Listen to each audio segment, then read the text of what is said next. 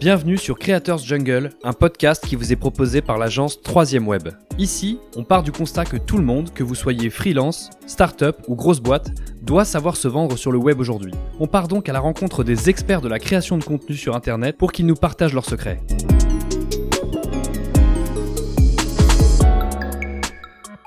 Dorian, salut. Salut. Alors, d'abord, on va revenir sur ton nom. C'est Dorian Dufour, ça se prononce Vorfeld ? C'est Dorian Dufour Vorfeld. Vorfeld, d'accord. Exactement. J'ai voulu ajouter un accent germanophone, mais en fait, c'est pas... Mais en fait, c'est néerlandais. C'est néerlandais, ouais. C'est néerlandais, je suis franco-néerlandais. D'accord, ok. Merci de me recevoir, je suis hyper content. C'est vraiment pour moi un des épisodes les plus excitants à enregistrer, même si je peux dire ça à tout le monde. Mais en effet, là, ces derniers temps, t'as eu une fulgurance sur les réseaux sociaux en un an, on va y revenir, mais qui est vraiment passionnante, et pas seulement d'un point de vue réseau social, mais d'un point de vue entrepreneurial. Parce que y a plein de petites méthodes que tu as à donner derrière. Donc on va revenir là-dessus. Moi, j'articule en général mes épisodes de la manière suivante. D'abord, on parle de ta vie, entre guillemets, ton expérience avant d'en arriver là où tu en es aujourd'hui. Très bien. Et puis ensuite, on va aller vers plutôt ton projet actuel ou tes projets futurs, sans rentrer trop dans le détail si on peut pas, ce qui est compréhensible, mais en tout cas comprendre un petit peu ce que tu fais actuellement. Moi, j'ai toujours un petit jeu que je m'amuse à faire pour démarrer mes épisodes, c'est te demander si tu as déjà tapé ton nom sur Google. Ok, non, je l'ai jamais fait. Ouais. Mais juste avant de commencer, en tout cas, merci à toi de me recevoir aussi sur ce podcast. Je suis super content d'être là avec toi. C'est avec très très grand plaisir. Donc ton nom sur Google, moi je l'ai tapé. Et c'est assez intéressant parce que on va spoiler direct. T'es un créateur aujourd'hui sur TikTok, mais ce qui vient en premier, c'est ton compte LinkedIn. Ouais. Comme beaucoup de gens. Ok, c'est bon à savoir. Et là, on trouve une foule de choses, une foule d'expériences en fait, assez intéressantes. Donc j'ai vu déjà que tu le mets sur LinkedIn, que tu es un créateur TikTok à plus de 600 000 abonnés. Et ça, en effet, déjà, c'est un premier signe, c'est qu'aujourd'hui, être créateur de contenu sur une plateforme très récente comme TikTok, ça a une grosse crédibilité. Et c'est un vrai métier. C'est un vrai métier, exactement. C'est un vrai métier, ça je peux le confirmer. Ouais, c'est du travail. Clairement. Bien que, on y reviendra, mais tu parles de 15 minutes par jour au départ, j'imagine que c'est plus ça aujourd'hui. Au tout début, ça prenait pas beaucoup de temps, mais maintenant c'est beaucoup plus compliqué. Ouais. On voit apparaître des noms de grandes écoles comme HEC, Polytechnique, l'école 42 aussi, intéressant, et puis d'autres écoles que je connais moins, Cambridge aussi. Donc j'imagine que tu as fait plein de formations différentes dans ces écoles. Exactement. Et le lycée français de La Haye. Et ça m'a intéressé. Qu'est-ce que tu veux nous dire là-dessus ? Ouais, comme je te disais, je suis franco-néerlandais. Donc moi j'ai pas mal bougé. Je suis né en région parisienne dans le 94, à côté de Créteil. Et en fait après j'ai grandi dans le sud, puis après je suis parti aux Pays-Bas parce que je suis franco-néerlandais comme je te disais au début. Et ensuite Londres. Mais donc bon voilà, j'ai fait mon lycée à La Haye. Ouais. Et c'était une super expérience parce qu'en fait j'étais confronté à un monde international pour la première fois quoi. Ouais. Avec des enfants d'expats, des enfants d'ambassadeurs ou juste des Néerlandais là-bas. J'étais au lycée français et ça a été ma première expérience de l'international. D'accord. Ah oui, et du coup tu parles les deux langues ? Du tout. J'ai jamais appris. Ah dommage. Ouais. Ok. Pas le temps parce que tu y es pas resté très longtemps, c'est ça ? J'y suis resté 2 ans, donc c'était très court et puis j'étais au lycée français donc j'ai pas forcément eu l'occasion d'apprendre cette langue. D'accord. Bon. Une autre fois peut-être. Et je suis tombé sur un dernier lien sur Google, on y reviendra peut-être, ça parlait de Shotgun Hour. Ouais, ça c'est ma première vraie expérience entrepreneuriale que j'ai lancée pendant ma césure à HEC. Ouais. Du coup il y a maintenant 2 ans et quelques, 2 ans et demi, parce que je suis tout juste diplômé là d'HEC. On pourra peut-être y revenir, ça a été ma première expérience entrepreneuriale. Ok, très intéressant.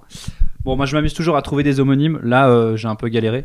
T'en as pas eu ? Il y en a pas eu. Okay. Je suis dégoûté. Pas d'homonyme pour Dorian Dufour, Vorfeld. Si je me suis pas trompé, c'est ça. Hein ? C'est ça, exactement. Okay. Donc tu m'as expliqué déjà d'où tu viens. Donc je passe rapidement. C'est pas ce qui nous passionne le plus aujourd'hui, bien que ta vie doit être très intéressante. Tes études.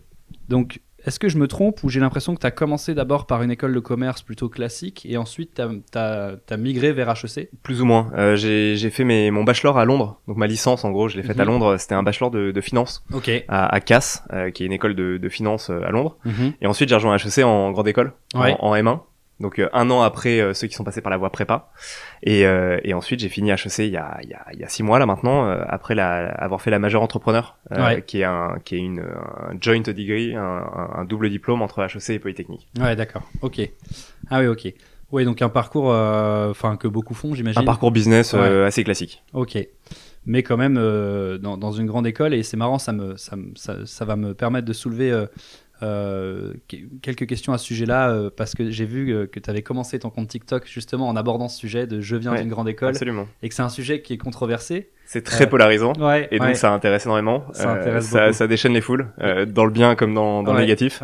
Et donc c'est des contenus clivants, donc des contenus qui marchent bien. Qui ont une bonne traction. Clairement. Ok.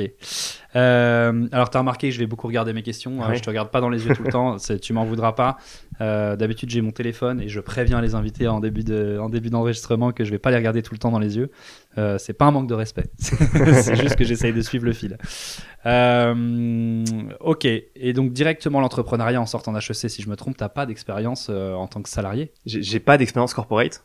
J'ai toujours eu des expériences d'entrepreneuriat qui ont commencé assez tôt, même quand j'étais à HEC. Ma première expérience, justement, Schopenhauer, t'en parlais tout à l'heure, c'était pendant mon année de césure à HEC, donc c'était entre le M1 et le M2. Tous mes copains partaient en banque, en conseil, en VC. Et moi, j'étais tout seul dans ma chambre en train d'essayer de monter une boîte dans le sport. Tu mets les pieds dedans. Moi, c'est un des sujets que je voulais aborder. C'est en effet quand tu fais partie du top 3 des écoles françaises, surtout en France, on est un pays encore très attaché au diplôme et au grand nom d'école. C'est vrai qu'on a tendance à vite trouver du travail en tant que cadre sup en sortant d'école. Est-ce que tu dirais que ça change ça aujourd'hui, qui vous pousse plutôt à l'entrepreneuriat? Assez peu. Le parcours royal pour l'entrepreneur qui est passé par HEC, c'est de commencer par du conseil ou de la banque. Et ensuite, au bout de 4-5 ans, parfois après un petit burn-out, t'as envie d'aller créer ta boîte. Et t'as beaucoup d'entrepreneurs HEC qui ont suivi ce parcours-là. Et c'est le parcours qui nous est vendu, nous, en tant qu'étudiants HEC, comme le parcours idéal quand on est à l'école. Moi, j'étais un peu à contre-courant. J'étais un des seuls à commencer à monter une boîte pendant l'année de césure. Et d'ailleurs, ça a été très compliqué pour faire valider mon stage, parce que je faisais mon stage dans ma boîte. Et en fait, HEC était pas du tout préparé administrativement à ce genre de cas. C'est fascinant. Ça veut dire qu'en effet, tu as un peu le profil contre-courant des grandes études françaises. Et en même temps, tout en étant entrepreneur de ton côté, j'ai l'impression que tu aimes bien quand même les études, en tout cas les diplômes, parce que tu vas en faire un peu. C'est quoi ce que tu as fait à l'IX? C'est un master spécialisé? En fait, c'est la majeure entrepreneur qui est partagée entre Polytechnique, entre l'IX et HEC. D'accord. Donc j'étais plus du côté HEC, mais on est aussi diplômé de associé de l'IX. Exactement. Ok, d'accord. Ok, donc c'est assez paradoxal pour quelqu'un comme toi. C'est assez paradoxal. Clairement, après HEC reste une super école pour apprendre l'entrepreneuriat. La majeure entrepreneur, c'est peut-être la meilleure formation qui est en France, voire même en Europe, pour apprendre à lancer une boîte. Ça c'est un truc moi qui me fascine. C'est moi qui fais partie justement des gens qui ont fait une école de commerce plutôt basique, en sortant du bac, sachant pas où aller. Sans trop réfléchir, j'ai foncé là où j'avais des potes. Et on se dit toujours, après moi du coup j'ai été salarié dans des belles startups, et c'est vrai que très souvent mes fondateurs, les cofondateurs de ces startups dans lesquelles j'étais, venaient des grandes écoles. Et donc il y a un peu cet imaginaire français, je pense, qui est de dire aujourd'hui si tu veux avoir une startup successful, faut venir des grandes écoles. Et en fait, moi ce que je me dis aujourd'hui, c'est que c'est peut-être pas ces écoles qui forment les entrepreneurs, mais qu'elles savent les choisir. Gros sujet que t'amènes sur la table. Parce que en effet la sélection est très compliquée, mais une fois que t'es rentré, moi j'ai l'impression qu'on t'ouvre la porte à beaucoup de choses, et c'est toi qui choisis ton avenir. Il y a une certaine vérité. Je suis partagé, moi, cet avis. Évidemment, je suis d'accord avec toi. À HEC, j'ai rencontré des gens brillants comme j'avais rencontré auparavant, et surtout dans une concentration assez dingue. C'est-à-dire qu'on était tous sur le même campus, et tous mes potes que je me suis fait à HEC, c'est peut-être les gens les plus intelligents que j'ai jamais rencontrés. Donc il y a une sélection des profils qui est exceptionnelle. Ça, c'est une certitude. Après, on a appris des trucs incroyables à HEC. Moi, pendant la majeure entrepreneur, en fait, c'était le bac à sable idéal, tu vois, pour apprendre à lancer une boîte. On avait une liberté complète, on avait du temps, tout était aménagé pour qu'on puisse lancer nos projets. C'est ça. Ils vous mettent à disposition les bons outils pour vous amuser et créer, quoi. Et surtout, ils nous font rencontrer des personnes incroyables. C'est-à-dire que toutes les semaines, on avait des témoignages d'entrepreneurs qui sont parmi les plus grands aujourd'hui.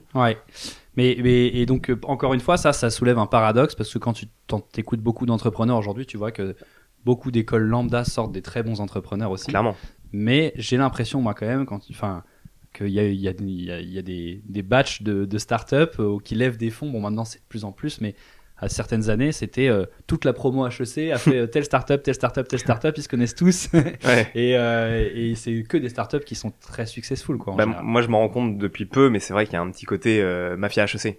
Qui moi m'intéresse pas forcément énormément et qui me déplaît un peu même parce que justement on en parlera plus tard je pense, mais ma vision aujourd'hui en tant que créateur de contenu c'est de démocratiser l'entrepreneuriat et c'est de le rendre accessible à tous. Bien sûr. Je pense qu'on a bien plus à gagner, tu vois, à rendre ça accessible plutôt que fermer la porte derrière soi. Donc est-ce qu'ils ferment toujours la porte? C'est la question que je me pose. Moi je me demande si c'est juste ils ont choisi les bons profils au départ, ces profils là deviennent des bons entrepreneurs. Peut-être qu'HEC finalement cherche pas à s'enfermer sur eux-mêmes et à faire des... C'est possible. Bon bref, ne nous étendons pas trop sur le débat, mais c'était une question que j'avais envie de traiter et j'avais envie d'avoir l'avis d'un diplômé d'HEC. C'est très cool. En tout cas, merci d'avoir joué le jeu. Écoute, je suis ravi de représenter l'école dans ton podcast. non, mais il y en aura d'autres. T'inquiète pas. Je te le souhaite. Et je vais les cuisiner aussi. Donc suite à ces nombreuses formations, tu choisis l'entrepreneuriat et l'entrepreneuriat dans le sport. Pourquoi le sport?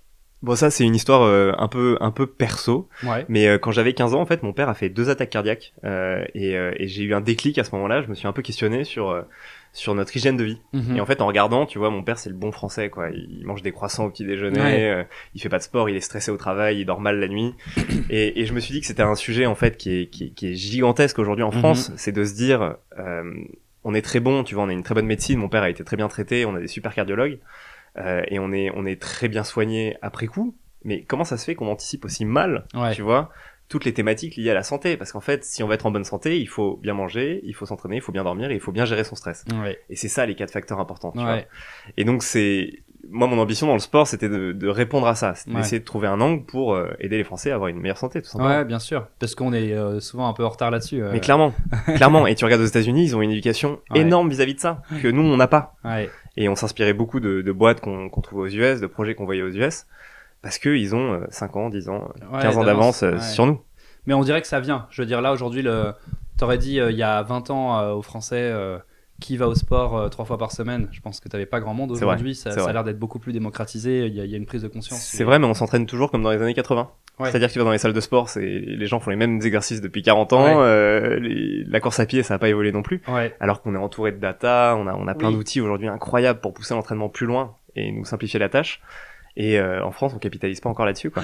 Et c'est ça que t'as voulu pousser d'ailleurs. Exactement. Ouais, ok. Donc le sport, expérience personnelle, et donc tu trouves un point commun avec l'entrepreneuriat. Tu te dis, je vais essayer de monter quelque chose. Et donc c'est pas Endorphi ta première expérience, mais Shotgun Hour. Shotgun Hour, ouais, exactement. Le pitch en accéléré, en fait, on allait voir les salles de sport. On récupérait toutes les places qui n'étaient pas remplies en dernière minute. Il reste toujours 5-6 places dans les cours de groupe en moyenne. Et on les revendait sur notre site à moitié prix. Donc en gros, c'était du déstockage de places de sport. Bien sûr. Ça a très bien fonctionné pendant 3 semaines. Et au bout de 3 semaines, on a fermé à cause du Covid. Parce que on s'est pris le confinement en plein dans la tête. Ah oui, donc c'est très jeune expérience, d'accord. Donc ça a été embryonnaire. Et on est resté accroché, on a essayé de le digitaliser, ça fonctionnait pas, et en fait on a pivoté sur Endorphi, qui est donc la V2 de ma première expérience entrepreneuriale. Et alors Endorphi, on peut pitcher direct? Ouais, bien sûr. L'idée c'était d'aider nos clients à mieux manger, mieux dormir, mieux s'entraîner et mieux gérer leur stress. Et en fait, on s'était inspiré des athlètes. Tu vois, typiquement Usain Bolt, qui est un athlète incroyable. Mais en fait, il a une quinzaine de personnes derrière lui qui l'aident à s'entraîner, à bien manger, à bien dormir, à gérer son stress, tout ça. Et en fait, nous, ce qu'on voulait proposer, c'était exactement la même chose. C'est un coach à distance qui va t'accompagner sur tous ces aspects de ta vie. Donc tu payes un abonnement tous les mois et en échange tu as accès à ce coach qui va s'entraîner avec toi en visio, qui sera présent quotidiennement par texto avec toi. On était en train de lancer un modèle connecté à une Apple Watch justement pour que le coach puisse avoir accès à tes données et te coacher au mieux. Ouais, bien sûr. Et donc on voulait développer du coaching 2.0 ou 3.0 disons. Ouais, bien sûr. Et ce qui faisait de ça du 3.0, c'est le fait que le coach soit en virtuel et que du coup il puisse traiter un maximum de j'allais dire de patients, c'est pas des patients, mais de clients accompagnés. Donc vous pouviez optimiser le modèle un maximum. Clairement, en fait les coachs de leur côté aujourd'hui ils ont un peu du temps qui est très chaotique. C'est-à-dire qu'un coach il est tout le temps en déplacement entre deux coachings. Là nous on lui permettait d'avoir plus de clients parce qu'il pouvait les coacher depuis chez lui directement sans avoir à se déplacer et sans perdre de temps. Et donc il y avait un modèle qu'on trouvait intéressant en fait à explorer. Ce qui te permettait de faire payer moins cher aux clients de ton appli. Exactement. Parce que tu mutualisais les coachs. Un coaching moyen aujourd'hui c'est entre 600 et 1000 euros par mois. Pour 2 à 3 séances par semaine. Et nous on le faisait pour entre 100 et 150. Ok, d'accord. Hyper intéressant. Et du coup Endorphi, peut-être que je vais essayer de pas m'emmêler les pinceaux, mais en gros, là, vous arrivez à un moment d'Endorphy qui devient compliqué. Ça dure combien de temps, Endorphy? 6 mois, 7 mois? Ça a duré 6 mois. 6 mois, et en fait, on s'était mis une deadline. C'est-à-dire qu'on s'était dit, bon, on voit cette opportunité, on a envie de voir si on peut coacher les gens à distance, voir s'il y a quelque chose à faire. On se donne 6 mois pour valider quelques hypothèses. Ouais. Sauf que c'était globalement notre première vraie expérience. Ça a été nos premiers clients parce que l'expérience Shotgun Hour a été avortée très très tôt. Et en fait, on a fait toutes les conneries possibles et imaginables qu'un jeune entrepreneur peut faire. On n'était pas assez focus, on parlait pas assez à nos clients, on n'était pas assez préoccupé par le fait de retenir nos clients, de les garder. Et la solution était pas bonne sur un marché qui était peut-être pas prêt à ce genre de produit. Oui, parce que comme tu disais, ça va très très vite. Donc quand on dit qu'il était pas prêt, c'était il y a 1 an et demi. Exactement. Ouais. Exactement. Et aujourd'hui, tu dirais qu'il l'est plus? Peut-être un peu plus, mais pas encore forcément. Ouais. On n'est pas encore aux États-Unis. Aux États-Unis, il y a une solution comme ça qui fonctionne très bien, qui s'appelle Future. Il lève des 1000 et des 100 chaque année. En France, on a vraiment eu du mal à rencontrer notre marché. On l'a peut-être pas bien adressé, mais justement, on peut peut-être faire la transition avec TikTok. Bah bien sûr, ouais. Au bout de ces 6 mois, en fait, le dernier recours qu'on avait pour essayer de faire fonctionner Endorphy, c'était de se mettre à créer du contenu. Et je me suis dit, bon, je vais essayer de créer du contenu sur TikTok. Il y avait quelques personnes, il y avait des rumeurs qui racontaient qu'il y avait des gens qui avaient explosé sur TikTok. Et je me suis dit, mais si ça explosait et qu'on pouvait rediriger le trafic vers Endorphy, ce serait génial.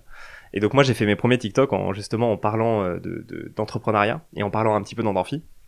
Et ça nous a dirigé un trafic génial. Ah oui, sur ça Endorphy, a fonctionné donc. Mais les gens n'achetaient pas. Parce que l'offre n'était pas adaptée, n'était pas prête. Ouais. Et en fait, à ce moment-là, on a discuté avec mon associé, ça faisait 8 mois maintenant qu'on était sur Endorphy, on s'était dit qu'au bout de 6 mois, on arrêtait si on n'avait pas des preuves vraiment concrètes du succès que ça pourrait avoir. Et donc, on s'est arrêté là, et moi, je me suis concentré sur le contenu, en full time, donc depuis l'été dernier, quoi. Ouais. Déjà, moi, je vois une bonne leçon, j'essaie toujours de trouver des petites leçons pour mes auditeurs, c'est que T'as en effet ce côté entrepreneur qui est de pas hésiter à switcher très vite quand tu sens qu'il n'y a pas le market fit, donc le marché qui convient à ton offre.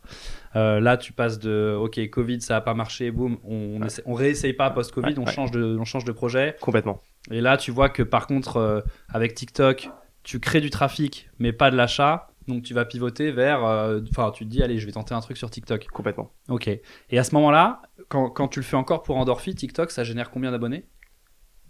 C'est une bonne question.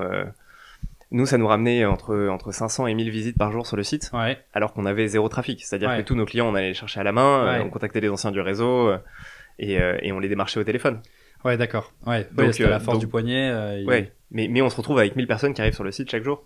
Et ça, c'était formidable. Et TikTok est un outil d'acquisition génial. Ouais, c'est hyper intéressant. En effet, donc premier côté entrepreneur, c'est de pas hésiter à pivoter quand on voit que très très vite on arrive à se rendre compte, et c'est pas donné à tout le monde de se rendre compte vite que ça va pas le faire. Il y a des gens qui s'accrochent. Et moi, j'avais un prof qui disait cette phrase assez marrante. Il disait il vaut mieux une fin sans désastre qu'un désastre sans fin. Oui. Et je pense qu'il a raison. Parce qu'en fait, on apprend beaucoup plus vite en switchant vite. En acceptant l'échec vite. Exactement. C'est très dur à faire, surtout sur les premières expériences, parce que tu mets beaucoup d'émotions là-dedans. Mais au plus tu fais face à des échecs, au plus ça devient simple et au plus tu capitalises sur eux. Ouais, c'est clair. Et d'ailleurs, c'est ce que tu disais dans une autre interview que j'ai entendue de toi. Tu dis TikTok, j'étais obligé d'y consacrer très peu de temps parce que j'y passais 90 heures par semaine sur Endorphy. Clairement. Et que du coup, j'y mettais toute mon énergie. Donc, il fallait que je trouve une solution pour générer du trafic sans m'investir trop. Complètement. Et donc là, tu trouves TikTok. Et donc, TikTok, tu te dis, OK, 1/4 d'heure par jour maximum pour créer du contenu. Exactement. Et tu t'y tiens, du coup? Et je m'y tiens. Bon, le week-end, c'était un peu plus. C'était 2 heures le dimanche pour trouver des idées de contenu, pour regarder les tendances, pour rester à jour. Mais moi, je suis un des rares TikTokers qui ne regarde pas TikTok. C'est-à-dire que je regarde des contenus qui sont dans ma niche, mais de manière très organisée et très périodique, pour trouver de l'inspiration, pour regarder les tendances, voir comment elles évoluent, mais j'essaye d'y passer un minimum de temps sur l'application. T'as une approche process, c'est très processé, quoi. J'ai une approche productive, disons. Ouais. C'est hyper intéressant parce que j'avais noté une question justement sur le fait qu'un entrepreneur aujourd'hui, ça doit être un process hacker, entre guillemets. Et j'ai remarqué ça dans ton contenu, et dans Alors nous, on s'est rencontrés, j'y reviendrai parce que on avait des projets concurrents à une époque.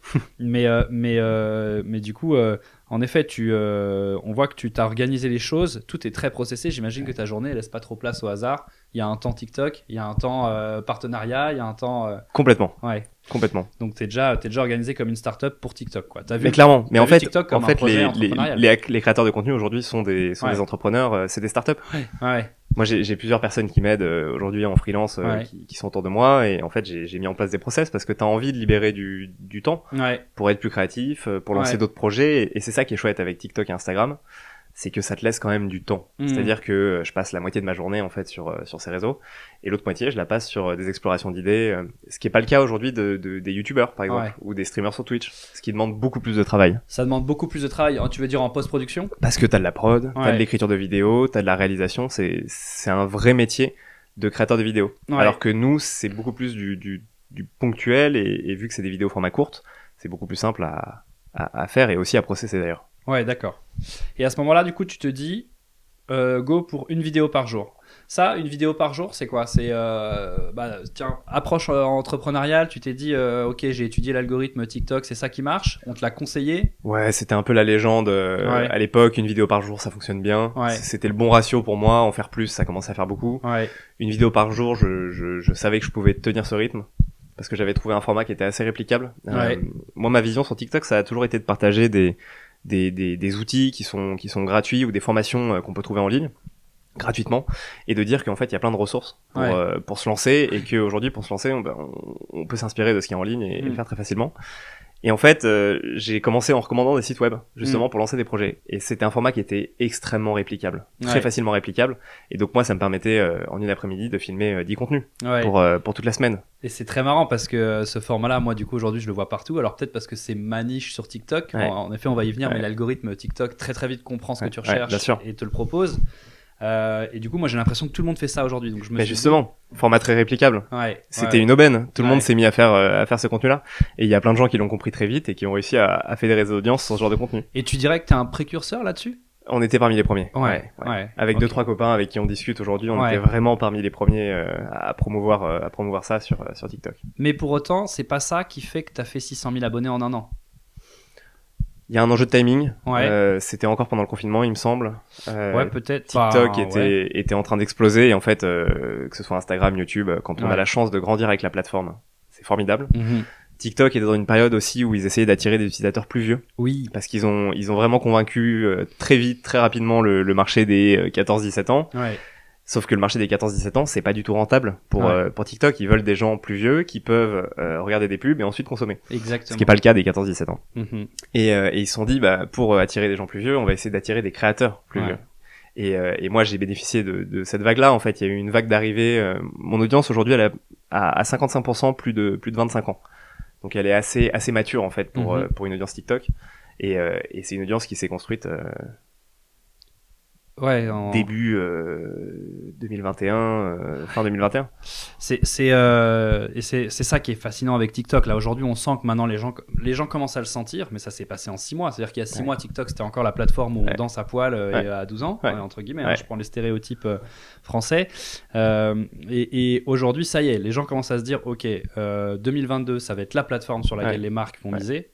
Et alors, qu'est-ce que tu comprends? Tu l'as déjà un peu expliqué, et je vous invite à aller voir le podcast de ton ami de Théo Lion. Théo Lion, qui a très bien résumé les choses. Il synthétise beaucoup mieux que moi et c'est beaucoup plus technique. Alors je vais essayer de moins me baser sur le e-commerce. Moi je m'intéresse plus largement à Dorian, mais en effet, qu'est-ce qui fait, comment fait TikTok aujourd'hui pour attirer les plus vieux? C'est-à-dire que moi aujourd'hui, c'est vrai que je deviens consommateur de TikTok et on y trouve du contenu intéressant, quoi. Moi j'ai eu le déclic quand j'ai vu les premières pubs TikTok dans le métro. TikTok avait la réputation d'être une app pour adolescents, et en fait à partir du moment où tu les vois dans le métro, donc tu les vois sur les abribus, tu te dis ok, ils vont chercher le marché de masse. Comment est-ce qu'ils font pour les avoir, ces utilisateurs? Avoir du contenu adapté. Et là où TikTok est très malin en termes de stratégie, c'est que quand tu exportes un TikTok, t'as le petit logo TikTok sur ta vidéo. Et en fait, t'as beaucoup de gens qui ont reposté ces vidéos sur les autres réseaux, sur Instagram, sur Facebook, sur YouTube, et donc qui font de la pub à TikTok. Donc là, pour toi, c'est pari gagné pour TikTok, c'est plus qu'une question de temps. Mais TikTok, c'est une machine de guerre. Ils ont un algorithme qui est d'une puissance exceptionnelle. Ouais, on en entend beaucoup parler. Et en fait, ça se mesure juste en termes de plaisir pour l'utilisateur. C'est-à-dire qu'une session sur TikTok est bien plus agréable qu'une session sur YouTube Shorts, que sur Snapchat ou que sur Instagram. Et en fait, quand on a l'algorithme, on a gagné quasiment la guerre, quoi. Ouais. Et alors, on y viendra plus tard. Je vais pas brûler les étapes. Pour revenir juste à ce que tu disais tout à l'heure, donc toi, tu t'es lancé fin 2020, début 2021. En effet, c'était un moment propice pour TikTok. Aujourd'hui, est-ce que tu dirais que c'est beaucoup plus dur pour un créateur? Tu l'as dit toi-même, du contenu, il y en a beaucoup maintenant. Ouais. Les niches sont de plus en plus saturées. Après, ça reste un outil encore incroyable. C'est beaucoup plus dur qu'il y a un an, mais c'est 1000 fois plus facile que YouTube, Twitch, Instagram, Snapchat et tous les autres réseaux. Et pour quelle raison? Ça, c'est une bonne question. Moi, j'ai l'impression que c'est, et tu l'as dit dans le podcast de Théo Lyon, la facilité de création de contenu. Exactement. C'est une porte d'entrée pour les créateurs qui est incroyable. L'algorithme fait que les jeunes créateurs sont montrés encore au grand public. Et donc ça, c'est intéressant parce que ça peut faire émerger plein de talents. Et puis mécaniquement, c'est du contenu très court. C'est-à-dire que c'est des vidéos entre 15 secondes et 3 minutes. Sur YouTube, tu peux suivre une quinzaine de créateurs peut-être dans ta semaine en regardant des vidéos de 15 minutes. Sur TikTok, tu peux en regarder 1000 parce que les vidéos sont beaucoup plus courtes. Et en fait, mécaniquement, ça laisse beaucoup plus de place à beaucoup plus de monde. Ouais, et c'est impressionnant parce que moi, ma première pensée, c'était de se dire, ok, boulimie de contenu. Du coup, on perd l'information, on perd. Mais ça, c'est vrai. Mais le monde va vers ça. C'est-à-dire que le temps d'attention diminue chaque année. On est sursollicité. T'as beaucoup de gens qui me disent depuis que je suis sur TikTok, je n'arrive plus à regarder une série sur Netflix. Alors qu'une série sur Netflix, c'est censé être le truc le plus facile à regarder. Parce que t'as TikTok à côté. Parce qu'en fait, on est habitué à du TikTok 10 secondes, 15 secondes. Ultra addictif. Un algorithme très bien pensé qui nous sert exactement ce qu'on a envie de voir au moment où on a envie de le voir. C'est préoccupant. C'est préoccupant. Est-ce que c'est préoccupant ou est-ce que c'est un sens logique? Tu vois, alors je brûle un peu les étapes et tant pis, on reviendra en arrière, mais j'avais une petite question. J'avais envie d'avoir ton avis sur la notion de métaverse. Aujourd'hui, c'est un mot un peu qu'on balance dans tous les sens dans les médias, comme si on allait bientôt tous vivre avec un Oculus Rift sur la gueule et que nos enfants ne sortiront plus de leur chambre. Moi, ma vision des choses, c'est qu'en fait, on est déjà dans le métaverse, dans le sens où moi, je passe 8 heures par jour sur mon téléphone, sachant qu'une journée fait 24 heures. Je suis complètement d'accord avec toi là-dessus. Bon, déjà, les premiers emplois du mot métavers, c'était dans les années 80. Pour les jeux vidéo, en ligne, c'est des notions que les gamers connaissent déjà très bien depuis super longtemps. Mais c'est vrai, en fait, quand on y pense, un téléphone, bon, on y passe entre 4 et 10 heures par jour dessus. Mais en termes d'utilisation et d'expérience, c'est un peu pourri. C'est-à-dire que l'écran, il est tout petit. Moi, je trouve ça aberrant qu'on passe 10 heures sur un écran si petit. Et c'est là que Oculus, c'est aussi intéressant quand même, et que c'est un futur potentiel, voire même probable. Ouais, c'est une des applications, mais parce c'est que pas... quitte à passer 5 heures dessus, autant être dedans, quoi. Et pas dessus. Donc je comprends ce que tu dis par préoccupant. Parce qu'en effet, moi, je suis convaincu qu'on y va tout droit. Et moi, mon sujet aujourd'hui, c'est vraiment de comprendre comment ça va fonctionner pour justement pas le subir dans le futur. D'accord. Je pense qu'il va falloir s'éduquer en urgence, et c'est aussi ce que je veux promouvoir, moi, sur TikTok, sur Instagram, c'est formez-vous à tous ces sujets. Parce que c'est un futur qui nous arrive dessus et qui peut être inquiétant. Comme toute révolution, en fait, il y a des biais, il y a des... Clairement. Mais il n'y a pas que du négatif. Moi, c'est ça que j'ai envie de soulever, c'est que bien sûr qu'il y a des points préoccupants, mais on va y trouver des formidables innovations, quoi. C'est clair. Et comme toute révolution, t'as des gagnants qui en sortent. Et moi, j'ai envie de pousser ma communauté à être les gagnants de cette révolution-là, quoi. D'accord. C'est hyper intéressant. En tout cas, en effet, pour revenir à TikTok, je retiens que t'as en effet un message hyper encourageant pour ta communauté. T'essaies de fédérer ta communauté derrière de la créativité. En fait, est-ce qu'aujourd'hui, tu te considères comme un vulgarisateur, j'allais dire, c'est comme à l'époque de YouTube, les vulgarisateurs scientifiques. Est-ce que tu serais un vulgarisateur business? Clairement. Clairement. Le terme est pas super sexy, mais c'est clairement l'idée. Ça peut l'être, ça peut le devenir en tout cas. Non, mais c'est hyper intéressant. Et TikTok, en effet, là-dessus, il y a un gros espace de créativité. C'est l'éducatif. Mais en fait, TikTok, c'est une plateforme assez géniale pour le micro-learning, parce que t'as plein de monde qui est là, c'est des vidéos de divertissement, donc globalement, les gens sont présents sur l'application, ils consomment. Et moi, je leur distille 30 secondes de business par-ci par-là, un outil pour faire telle ou telle tâche. Moi, j'aime bien cette vision de se dire qu'on va apprendre au milieu de contenu divertissant. Ouais, exactement. Et c'est ce qui m'a fait tomber amoureux de YouTube, par exemple. Je sais pas si tu as un peu consommé, mais il y avait Nota Bene pour l'histoire, Dirty Biology bien pour sûr. la biologie, incroyable. Astronogeek pour l'espace, il y en a plein. Hugo Décrypte pour l'actu. Exactement, bien sûr. Et Hugo Décrypte en effet. Et tout ça a rendu YouTube plus intelligent, l'a crédibilisé auprès, par exemple, la télévision qui pensait que c'était que des et même le jeu vidéo. Enfin, ça a ouvert les yeux. Il y a plein de gens sur le jeu vidéo pour se rendre compte que c'est pas juste un truc de geek. Aujourd'hui, tu les connais déjà, ces créateurs, ils sont déjà en place pour toi sur TikTok? Tu veux dire personnellement les vulgarisateurs scientifiques, est-ce que toi, de ce que tu vois sur TikTok, la place est prise pour le mec de l'histoire? Elle sera jamais prise, et sur l'éducation, il y a toujours plein de choses à faire, parce que ça reste quand même des micro-niches. Mais moi, justement, je conseille de plus en plus des marques sur la stratégie Instagram, des créateurs qui veulent se lancer. Et le premier conseil que je leur donne, c'est faites du contenu d'éducation. Parce qu'il n'y a pas encore grand monde. TikTok pousse énormément ses contenus, comme tu le disais, parce qu'en fait, ça aide à crédibiliser la plateforme. Auprès des générations plus Exactement, exactement. Donc, si vous voulez créer du contenu, foncez sur du contenu d'éducation. Ouais, ok. Et c'est compliqué, c'est une question que je voulais te poser plus tard, parce que moi, forcément, je m'y intéresse aussi, mais tu te dis, si tout m'intéresse, il faut que je choisisse une niche sur TikTok. Tu vois, je peux pas faire allez, aujourd'hui je vous fais une vidéo sur l'espace, demain sur l'histoire, après-demain sur la science. Ça dépend, je pense que si tu as une vision qui est concrète, qui est de se dire moi je veux éduquer de la manière la plus large possible sur tous les sujets qui m'intéressent, les gens ils te suivront. Ils te suivront parce qu'ils te suivent aussi pour ce que t'es, pour tes centres d'intérêt, et donc ils acceptent, tu vois, ce manque de focus, mais qui en fait est une richesse pour eux. C'est exactement là où je voulais en venir, c'est trop bien que tu fasses cette transition. En effet, la communauté TikTok, elle suit avant tout le créateur et pas forcément son contenu. Clairement. Toi, tu dirais que les 600 000 abonnés, c'est parce que oui, il y en a des gars comme toi qui font pareil sur TikTok et qui n'ont pas 600 000 abonnés en un an. Donc c'est que toi, tu as apporté quelque chose en plus. Peut-être. Ou que tu as mieux compris l'algorithme. Il faut croire, c'est vachement intangible. Hein. C'est très dur de donner les leçons de comment j'ai fait a posteriori, parce que c'est des choses tellement intangibles, tu vois, d'images, de relations émotionnelles, de relations parasociales. On parle même de relations parasociales aujourd'hui, des para-friends.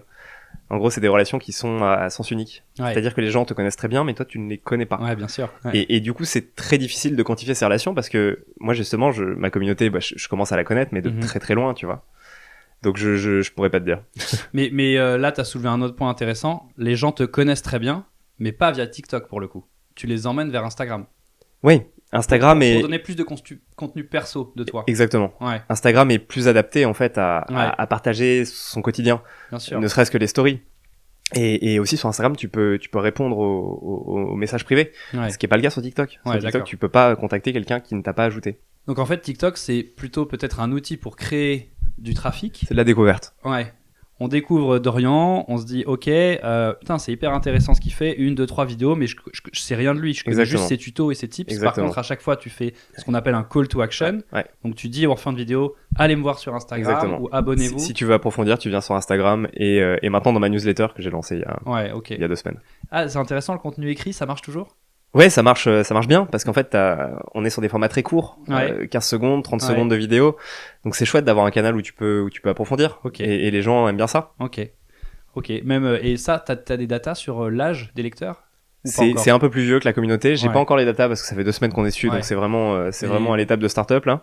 Mais tu pressens que c'est... Mais ça fonctionne bien. C'est un super canal déjà parce que t'es pas dépendant toi de l'algorithme. Si TikTok ne t'aime pas, du jour au lendemain, tu peux passer à la trappe. Alors que quand t'as les adresses mail de ta communauté, que tu peux les joindre tous les jours, qu'ils reçoivent une notification sur leur téléphone, Follow Dorian vous a envoyé un mail, c'est génial. Et puis en plus ça te fait un format long où tu peux approfondir, parce que c'est un peu frustrant de faire du très très court tout le temps. Tu crées de la valeur. C'est exactement la question que je me posais. Et tu vois, moi qui avait cette approche, mais il y a quelques semaines, c'est là où c'est fascinant TikTok, parce que ça va à une vitesse folle pour évangéliser les gens, je trouve, dont moi. C'est que moi, il y a quelques semaines, je me disais, si tu veux une vraie communauté engagée, il n'y a que YouTube. Parce que tu te livres à fond, tu fais du contenu, comme tu disais, plus léché, beaucoup plus long. Donc les gens, quand ils cliquent sur ta vidéo, c'est vraiment qu'ils ont envie de voir ton contenu. Alors que TikTok, ça défile à toute vitesse. Et du coup, je me demandais si vraiment une communauté pouvait être engagés sur TikTok, mais tu as répondu à la question. Si tu les emmènes vers tes autres réseaux sur lesquels tu donnes plus de toi, tu crées une communauté. Mais il faut donner plus, et en fait, tu as raison. Quelqu'un qui regarde un contenu de 15 secondes n'est pas aussi engagé que quelqu'un qui regarde une vidéo sur YouTube de 15 minutes. Et aujourd'hui, les communautés ne se ressemblent pas, et ça, c'est une vérité. C'est-à-dire qu'une communauté full TikTok, 500 000 abonnés TikTok, ça vaut pas du tout 500 000 abonnés YouTube. Ouais, bien sûr. Parce qu'en fait, il faut réfléchir en termes de watch time. C'est-à-dire que 500 000 abonnés qui regardent 15 minutes chacun, c'est bien plus puissant que 500 000 abonnés qui regardent 15 secondes chacun.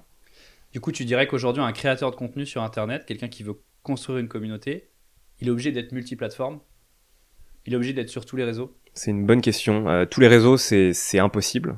Sauf si tu as une stratégie à la Gary Vee, c'est une stratégie super intéressante où en fait tu fais un format long, par exemple une vidéo YouTube, et ensuite tu la coupes pour les différentes plateformes. Donc ta vidéo YouTube devient un podcast. Les extraits courts sont publiés sur TikTok, sur Instagram, sur Snapchat, sur Pinterest, tout ça. On le voit de plus en plus. Tu retranscris dans une newsletter. Donc ça, c'est une stratégie qui est valable et extrêmement puissante. C'était quoi ta question déjà? Non, c'était savoir si un créateur de contenu aujourd'hui est obligé de se multiplateforme sur. Mais tu viens de répondre en partie. Tu peux le faire et ça peut être stratégique si tu veux y passer ta vie. Après, moi, mon but, c'est d'être créateur de contenu, mais c'est aussi d'avoir du temps pour lancer des projets, pour continuer ma vie d'entrepreneur traditionnel avec des guillemets, pas entrepreneur TikTok, réseau. Instagram, réseau. Et donc moi, Instagram, TikTok, newsletter, c'est un combo gagnant parce que en peu de temps, je sais que je peux avoir du leverage assez fort et un impact conséquent. Donc toi, ça te suffit aujourd'hui, t'iras pas chercher du format long? Moi, ça me convient parfaitement. J'ai réfléchi à faire du YouTube, mais c'est un vrai boulot à temps plein. En même temps, là, toi qui as justement la casquette entrepreneur, business, et qui sait du coup ce que c'est que scaler, donc faire progresser son entreprise, puisque forcément c'est une entreprise derrière, donc tu vas recruter une équipe. Tu as déjà dit que tu avais fédéré des gens autour de ton projet. Ça peut être la suite une fois que tu sens que tu as les bras assez costauds pour produire du contenu, peut-être que parce que c'est ça aussi, c'est les youtubeurs au début ils avaient une communauté et puis très vite après ils ont diversifié leur contenu, ça crée des émissions, des talk shows sur Twitch, choses. Bien sûr. Il y a un moment où il faut se renouveler. Non, c'est clair. Peut-être qu'on y viendra. Mais du coup, c'est hyper intéressant. Aujourd'hui, toi, tu as 3 canaux qui te suffisent. Exactement. Ouais. Ok. Exactement. Je suis en train de tester des canaux plus exploratoires comme Pinterest, Snapchat, mais toujours sur du format court. Et justement en utilisant TikTok comme la source de tous mes contenus pour ensuite les redistribuer sur d'autres plateformes. À propos de format court, et après on passera, parce que c'était une bonne transition vers la Creators Economy, que moi j'ai découvert il y a peu de temps. Je t'ai entendu dire qu'aujourd'hui, quelqu'un qui a moins de 18 ans a un temps de concentration moyen de 9 secondes, quelque chose comme ça. Ouais, il y a une data assez marrante. Bon, j'ai pas la data précise en tête, mais toutes les études, je pourrais te les envoyer si tu veux. On passe sous la barre des 8 secondes, il me semble. Ok. Ça, pareil, tu crois que c'est préoccupant ou c'est juste qu'on va très très vite sur... Bon, moi j'ai du mal à me poser la question de savoir si c'est préoccupant ou pas. Je me dis que c'est l'état du monde et que c'est quelque chose qui va pousser TikTok à encore mieux réussir. Et c'est pas étonnant en fait qu'il y ait un tel intérêt sur les formats si courts parce qu'on a du mal à se concentrer et c'est une certitude. Parce qu'on en reçoit dans tous les sens de partout. Exactement. Et très intéressant. Ouais, j'ai la même réponse que toi. Moi, je pense que c'est la suite logique. Vu tout ce qu'on a mis en place, les gens se concentrent moins longtemps, mais sur plus de choses. Donc après, il est difficile de garder de l'attention. Non, et puis c'est des sujets qui sont trop jeunes pour qu'on puisse avoir des vrais jugements de valeur aussi là-dessus. On verra dans 10 ans. Et essayons d'en tirer parti aujourd'hui. Ouais. Parlons maintenant de Creators Economy. Parce que toi t'es en plein dedans et c'est un sujet à la mode. Ouais, alors est-ce que d'ailleurs c'est un terme qui convient? Est-ce que pour toi elle existe, cette création? Là on parle on parle de Creators Economy, on parle de Passion Economy aussi aux États-Unis, donc c'est un mot qu'on entend plus aux États-Unis qu'en France. D'accord. Mais c'est quelque chose qui arrive aujourd'hui en France. Là aux États-Unis, il me semble l'année dernière, l'économie est devenue majoritairement freelance. C'est-à-dire que t'as plus de la moitié de la population des US qui est freelance. Ça y est, on y est quoi. Et en fait, le pari pour le futur, c'est de se dire que tous ces freelances, ils vont avoir envie d'avoir du leverage, ils vont avoir envie de pouvoir décupler leur temps, d'avoir beaucoup plus d'impact, et qu'en fait, le prochain move pour eux qui soit stratégique, c'est de se mettre à créer du contenu, justement pour avoir ce leverage. Donc moi j'y crois dur comme fer. Mais je vais pas te dire le contraire parce que c'est mon job, c'est dans ça que je bosse aujourd'hui. Tous les projets que je suis en train de lancer, c'est là-dedans. Et puis de toute façon, faut vivre dans une cave pour voir qu'il n'y a pas une émulation autour de la création de contenu. Et c'est très bien ce que tu viens de dire. Ça va juste vers ma prochaine question qui était: est-ce que tu penses qu'on tend vers une société dans laquelle tout le monde va devenir créateur de contenu? Tout le monde, non. Mais tu vois, c'est un marché qui est en explosion. Ouais. C'est un marché qui fait plus 50%, plus 60% chaque année. TikTok a transformé tous les usages et a créé une nouvelle classe de créateurs. T'as quoi? T'as 30, 40 millions de créateurs aujourd'hui sur la Terre. Donc il y en aura de plus en plus et la croissance est fulgurante. Ouais, et puis comme tu l'as dit, aujourd'hui on tend vers une société de plus en plus freelance. Et les freelance, c'est leur traction. S'ils veulent faire parler d'eux, en effet, bon, t'as tes ambassadeurs, tes clients contents, mais aussi ils ont pas de commerciaux pour. Clairement. Alors ils prendront des commerciaux. Et puis aujourd'hui, quand t'es entrepreneur, en fait, il y a beaucoup de compétition. Notamment dans les secteurs B2C, en fait, si tu veux lancer une boîte, si t'as déjà une communauté, c'est très bien. Parce que t'as déjà l'attention d'une communauté, t'as déjà tes premiers clients. Et c'est très compliqué aujourd'hui, quand t'es jeune et que t'as pas forcément de réseau ni d'expérience, de lancer une boîte en B2C sans avoir des communautés. Ouais. Donc, je disais tout à l'heure, on voit que tu as 2 casquettes qui sont assez intéressantes. Celle de l'entrepreneur avec un réseau d'entrepreneurs. Donc, bon, alors tu me disais que tu n'avais pas été à Station F, mais tu as quand même traîné dans les. Ouais, on a traîné dans les parages. Et c'est un peu. Bon, il n'y a pas que ça. Il n'y a pas que là-bas qu'il y a des startups et une émulation, mais c'est un peu le lieu emblématique en ce moment, l'incubateur HEC, ces choses-là. Et puis celle d'influenceurs. Alors influenceur, c'est un mot qu'on met sur tout le monde, mais en effet, à partir du moment où toi tu as des marques qui payent pour que tu mettes en avant leurs produits, ou en tout cas leur façon de penser, leurs valeurs, tu deviens influenceur. Du coup, les projets entrepreneuriaux autour de tout ça aujourd'hui, sans m'en dire trop, alors moi, pour pas te faire, parce que tu m'as dit en off que tu avais des projets sur lesquels tu travaillais. Non, mais on peut les évoquer vaguement. Là aujourd'hui, t'as plein de valeurs qui est pas capturée en fait dans l'économie des créateurs, parce que c'est un monde qui est nouveau, c'est un monde qui est opaque. C'est-à-dire que si t'es pas créateur ou que tu bosses pas dans une agence, tu comprends pas très bien ce qui se passe là-dedans, tu comprends pas comment ça fonctionne. Les salaires de youtubeurs, c'est des trucs que les youtubeurs se sont mis à dire, mais il y a 3 ans peut-être. Avant, on n'en parlait pas et c'était un tabou énorme. Et du coup, ça fait que cette scène est très opaque. Et qui veut dire opaque, veut dire grosse barrière à l'entrée. En fait, t'as pas grand monde aujourd'hui qui entreprend là-dedans. Ça commence. Il y en a de plus en plus. TikTok a démocratisé la chose. Mais ça veut surtout dire qu'il y a plein d'opportunités. Et justement, c'est ces sujets-là que je suis en train de creuser. Je peux pas les détailler en particulier. Mais moi, de mon expérience de créateur, en fait, j'ai un terrain de jeu génial pour repérer les opportunités et pour ensuite les tester. Et ce terrain de jeu, je l'ai vu dans plusieurs de tes stories et de ton contenu, parce que moi, du coup, je suis beaucoup ton contenu.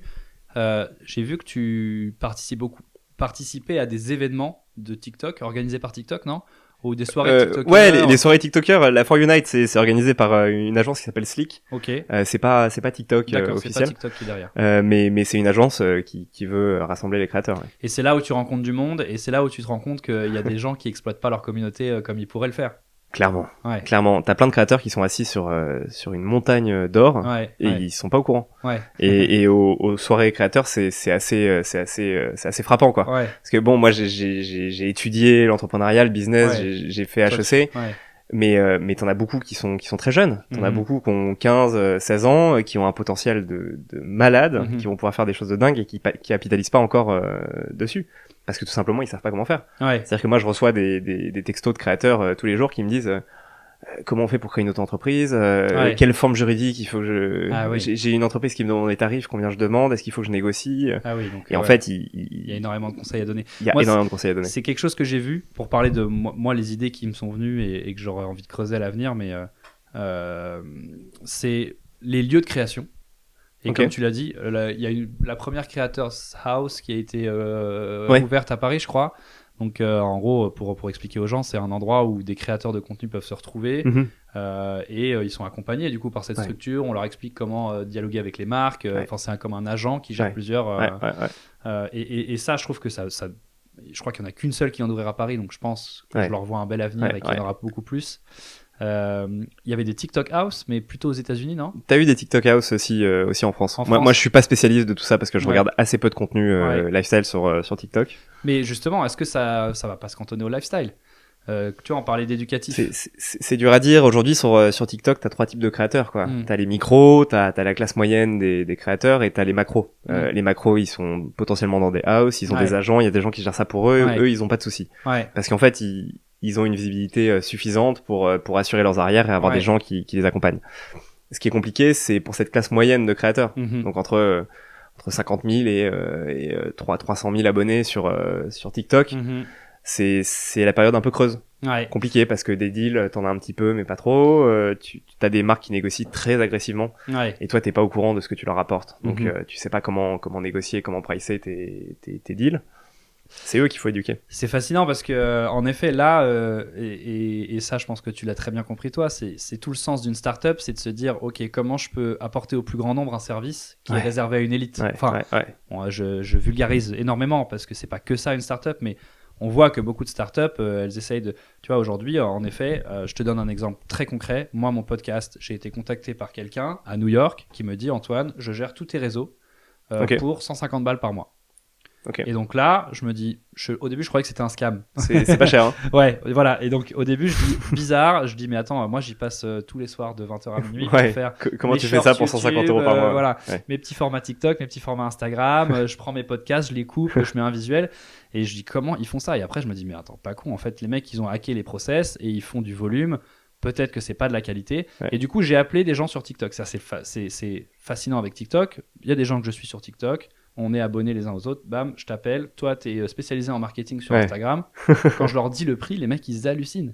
Ils disent non mais moi je coûte 1000 balles. Non mais 150 € c'est pas cher. Après est-ce que ça te permet d'avoir de la croissance? C'est ça. Je pense qu'aujourd'hui ça balbutie, mais c'est ça qui est intéressant, c'est que je me suis dit ok, il va y avoir des startups dans la creators economy qui vont essayer de démocratiser et peut-être s'adresser, comme tu le disais, aux ventres mous de créateurs qui sont dans la période où faut franchir le cap quoi. C'est clair.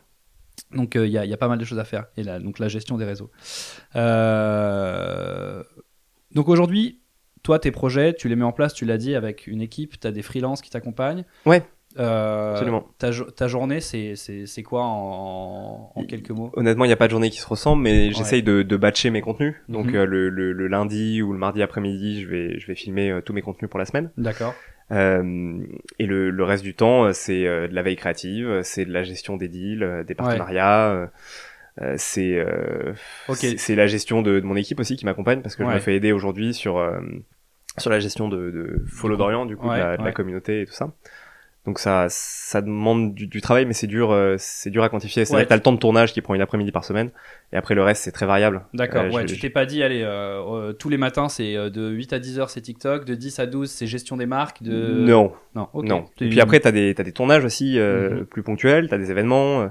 Là la semaine dernière j'étais à la BPI justement pour le lancement du Big Tour, qui est le tour des entrepreneurs dans toute la France, organisé par BPI France. Et donc ça c'est quelque chose que tu rajoutes en last minute à ta liste. Il faut que je sois sur place à couvrir, à interviewer des entrepreneurs là-bas. Hyper ok. Et après t'as la partie animation de la communauté, les stories justement sur Instagram, répondre aux DM et tout ça, c'est des choses que tu fais en continu. C'est-à-dire que tu peux jamais vraiment déconnecter. C'est assez soft en termes de charge, mais c'est une charge mentale permanente. Énorme, de se dire, ok, comment est-ce que je vais pouvoir présenter ma journée, mon actu, de manière attrayante, reliée si possible à du business, pour intéresser les gens, quelles valeurs je vais essayer de véhiculer aujourd'hui, et ça demande une réflexion permanente. Ouais, donc tu te fais accompagner là-dessus. Du coup, tu as créé une structure. Aujourd'hui, toi, t'es auto-entrepreneur. Là, je suis auto-entrepreneur parce que ça allait très très vite. C'est-à-dire que je m'attendais pas à ce que ça décolle aussi vite. Mais là, justement, je suis en train de professionnaliser le truc, parce que sinon, je vais avoir des problèmes avec la justice très prochainement. Mais non, j'aurai bientôt une SAS a priori. Ok, d'accord. J'ai quelques dernières petites questions un peu plus légères. Qu'est-ce que TikTok t'a apporté qu'on peut pas voir en tant que spectateur? Qu'est-ce que là en un an TikTok t'en tires quoi comme expérience? Ça c'est la question à 1000 €. Hein. Non parce qu'il y a plein de choses. Un milliard de choses. Déjà une compréhension, tu vois. Typiquement se dire qu'en fait être au bon endroit au bon moment, c'est peut-être 70 ou 80% de la réussite. C'est-à-dire que moi maintenant je vais mettre mes efforts dans le fait d'être au bon endroit au bon moment. Je suis arrivé au bon endroit TikTok au bon moment il y a un an et j'ai grossi avec la plateforme. Et ça c'est une leçon assez incroyable à vivre. C'est clair. Surtout quand t'as galéré pendant 1 an et demi sur des startups où t'étais pas au bon endroit au bon moment et t'arrivais pas à avoir du leverage, t'arrivais pas à grossir. Donc t'as plein de leçons de vie comme ça que j'ai appris sur les réseaux. Mais qui sont des super enseignements. Qui sont des enseignements incroyables en fait que tu peux transférer dans tous les autres domaines, parce que moi TikTok je l'ai appréhendé vraiment comme une start-up en fait. Donc mais être au bon endroit au bon moment, justement, c'est ça qui est fascinant, c'est que c'est très difficile. C'est extrêmement compliqué. Ouais. C'est extrêmement compliqué. Il y a pas de recette quoi pour avoir ses antennes ouvertes et être à l'affût de tout le temps. C'est de la veille permanente. Ouais. Parce que j'allais te demander, et j'ai sauté la question parce que tu y as répondu sans que je te la pose.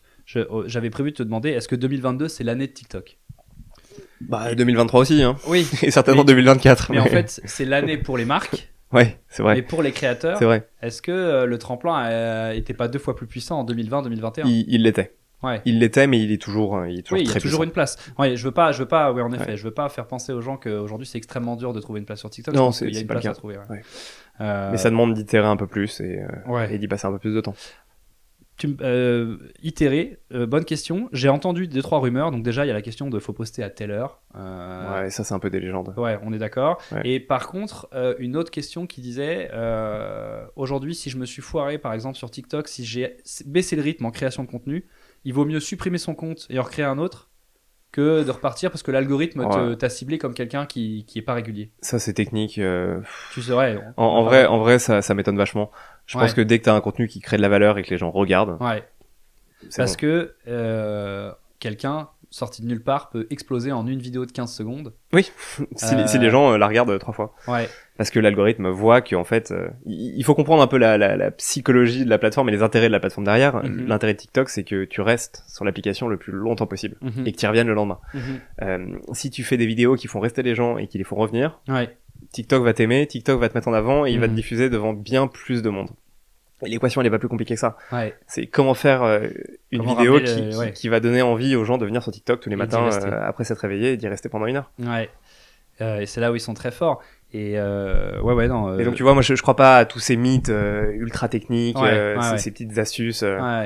Parce qu'en fait, ça serait pas dans l'intérêt de TikTok, c'est-à-dire qu'un créateur peut faire du bon contenu même s'il a pas été régulier. Ouais. Et si ce contenu-là pousse les gens à rester, à revenir.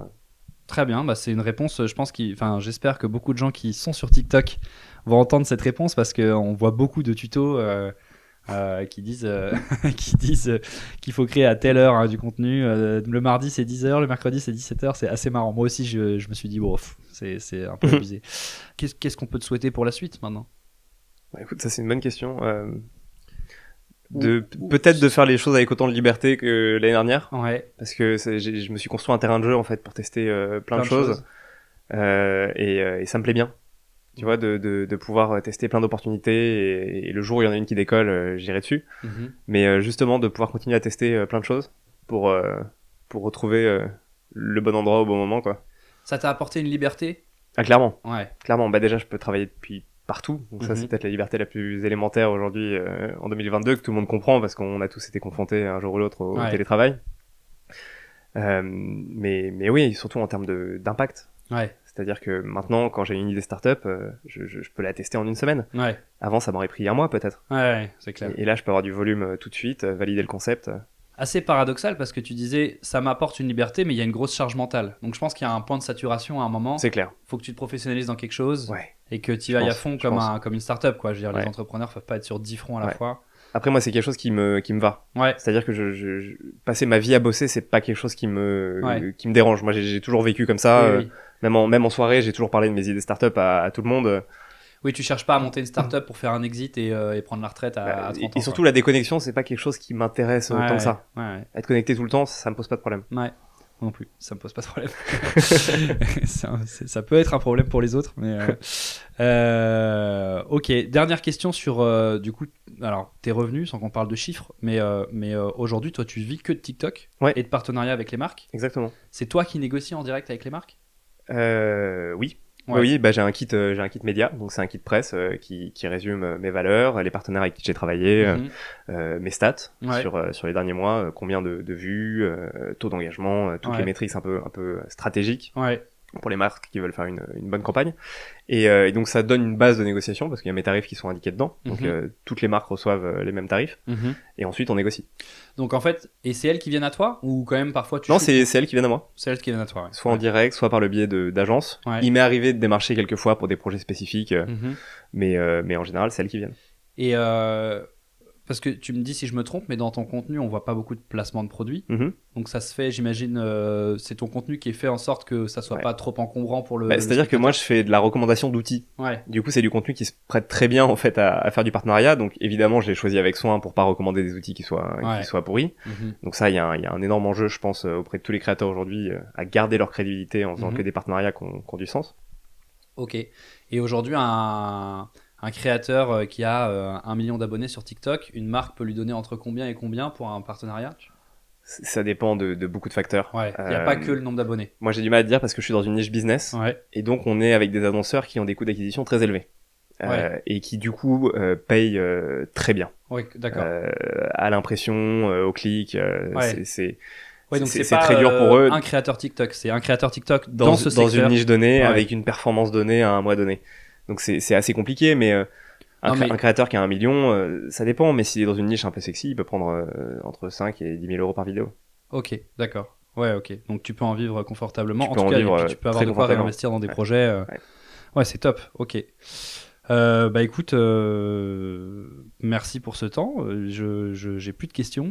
J'en aurais encore beaucoup, mais je pense que là, on peut y passer la nuit. C'était passionnant. Écoute, merci à toi. Je te souhaite le meilleur. J'espère qu'on va peut-être entendre parler de toi sur de nouveaux projets bientôt. Bah toujours. Ouais. Ça, moi, je m'arrêterai pas là-dessus. Donc, tu sais, t'as un petit truc à nous donner, un changement bientôt qui va arriver. Est-ce que d'ici quelques mois ou quelques semaines, tu penses faire une annonce sur ton compte TikTok pour tes abonnés ou... Ça viendra.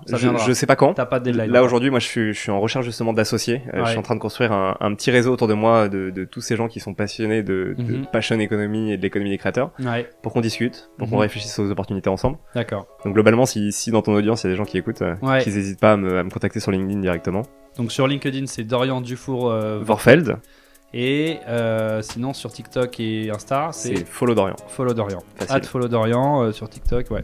Ok, bah très cool. Merci infiniment pour ton temps. C'était hyper intéressant. Merci à toi. À très vite. Salut.